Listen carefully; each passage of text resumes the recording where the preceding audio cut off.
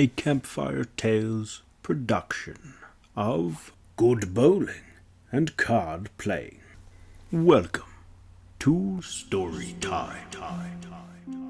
Once upon a time there was an old king who had the most beautiful daughter in the world. One day he announced, "Whoever can keep watch in my old castle for 3 nights can have the princess for his bride." Now there was a young man from a poor family who thought to himself, "Why not risk my life? I've got nothing to lose, and a lot to win. What's there to think about?" So he appeared before the king and offered to keep watch in the castle for 3 nights. "You may request 3 things to take with you into the castle, but they have to be lifeless objects," the king said. "Well, I'd like to take a carpenter's bench with a knife, a lathe, and a fire."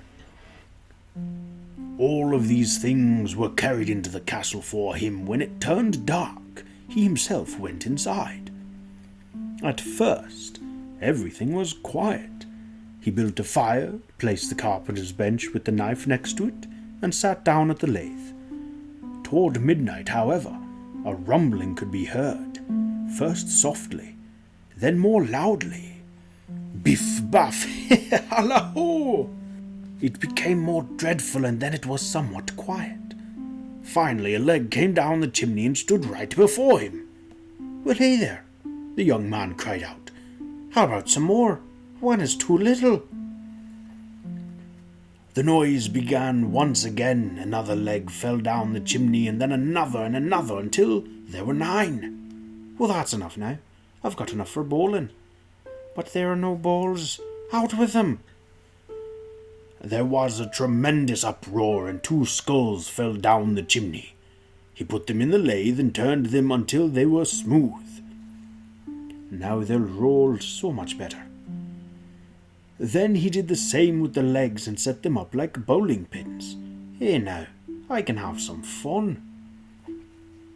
Suddenly 2 large black cats appeared and strode around the fire. "Meow, meow," they screeched. "We're freezing, we're freezing."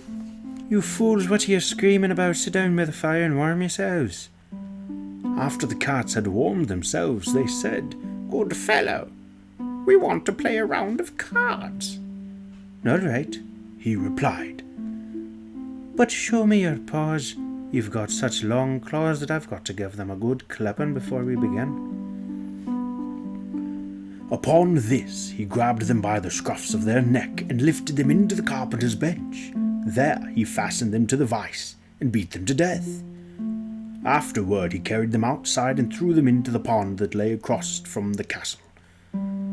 Just as he returned to the castle and wanted to settle down and warm himself by the fire, many black cats and dogs came out of every nook and cranny more and more, so that he couldn't hide himself. They screamed, stamped on the fire, and kicked it out so that the fire went out. So he grabbed his carving knife and yelled, "Get out of here, you riff-raff!"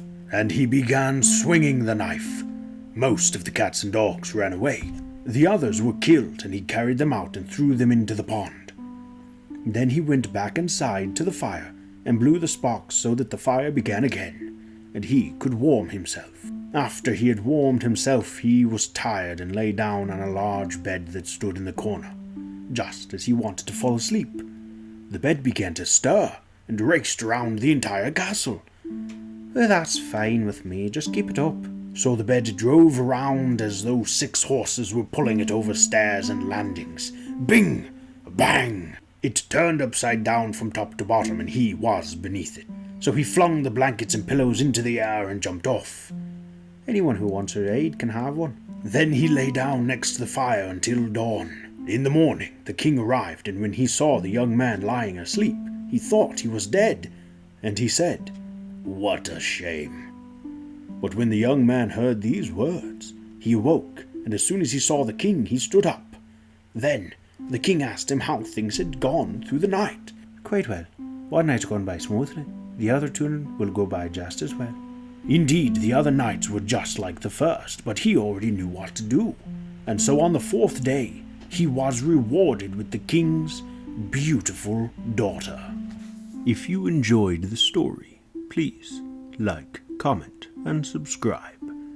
And follow me on Twitter so that you can always be updated when a new story arises.